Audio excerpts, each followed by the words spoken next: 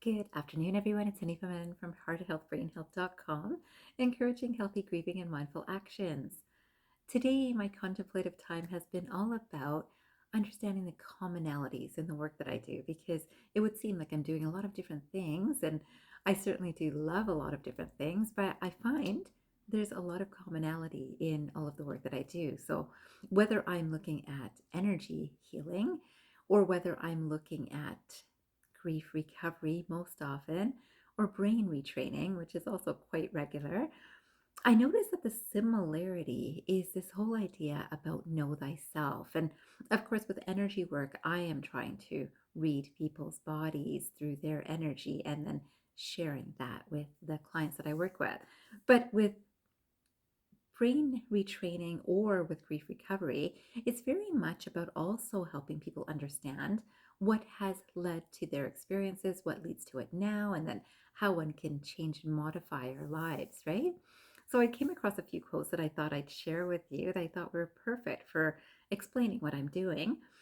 And the universe provides, is how I like to look at it. So the first quotation that I came across was Veronica Tugaleva's quote, which says, to know yourself, you must sacrifice the illusion that you already do.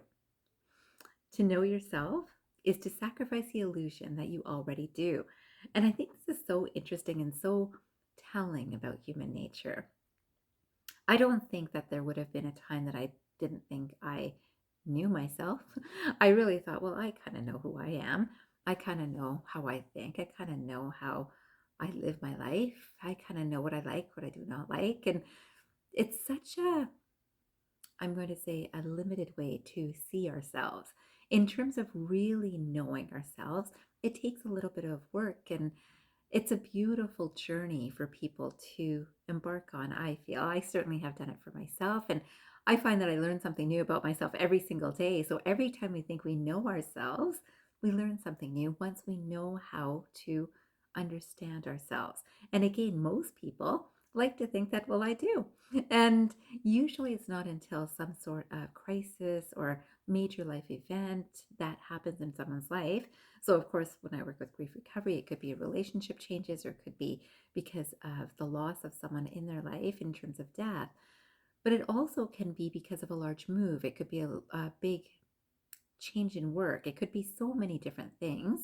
Yet, it's usually when something really big is happening in our lives that we actually start looking and thinking a little bit deeper.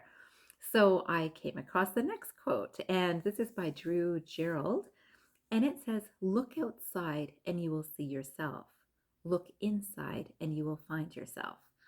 Now, you know that I really encourage mindfulness and meditation, and that's certainly the tools that I use to work with clients too. And I certainly do encourage it for everyone. But of course, meditation just seems like, okay, so I just need to quiet the mind. And of course, just always seems like a much bigger deal for people than they might think. Or perhaps they actually do know that I just can't settle this really busy mind. And of course, that's part of the work of meditation too.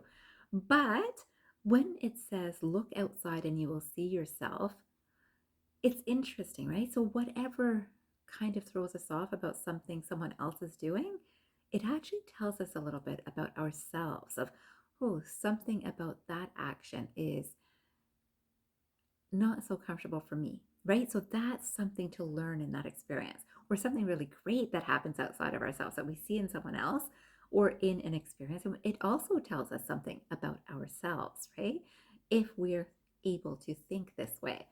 And then when we look inside, so I'll say through meditation and contemplation, we do look inside and we do find ourselves. And I love this process. I'd love for you today to do one or the other, to either look outside and see something that you really like or do not like, and then look within yourself and see, what does that teach me about me?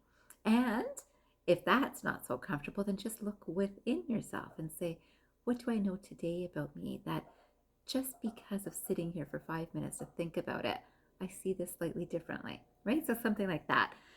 I would love for you to do that exercise for 5 minutes to just try to shape your own thinking and thought process and maybe your contemplative time.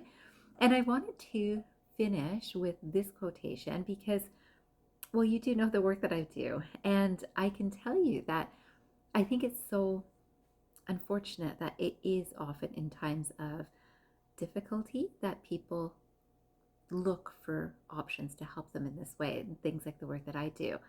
But, we could do this at any time. And today, when I'm not in such a not easy time, it's been years, I stick to this learning about myself because there is something new to learn every single day if we take the time to do so. But I came across this quote by Plato that I thought was very fitting. And it says, "We can easily forgive a child who is afraid of the dark. The real tragedy of life is when men are afraid of the light." So again, we can easily forgive a child who is afraid of the dark. The real tragedy of life is when men are afraid of the light.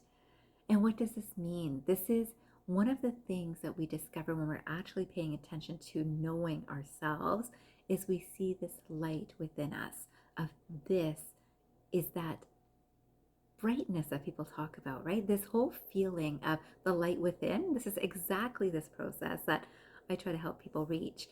But we do need to, or I would encourage us to, we don't need to do anything. I would love for more people to actually think about how beneficial this is and how much of a tragedy it is when even at this time in my life, I can think, wow, so many years that I've lived that I have not thought this way. So I would love for you to think about, are you heading for seeing your own light, or are you heading for regrets and possible disappointments in ourselves? Now, things, believe me, just so no one leaves here with thinking, oh my goodness, if I put this off too long, whenever the time is right for you is right for you. But I'd love for you to know that, again, there's a certain amount of time that we can be afraid to look into the dark spaces within ourselves. And then there's a time to see the light. And I hope today you think about seeing the light that's within you and think about the work that it actually takes to get to the place to see that within yourself, even though you might think you already know. I wish you a fantastic day ahead, and I hope you remember, transform your mind and transform your life. Have a great day, everyone.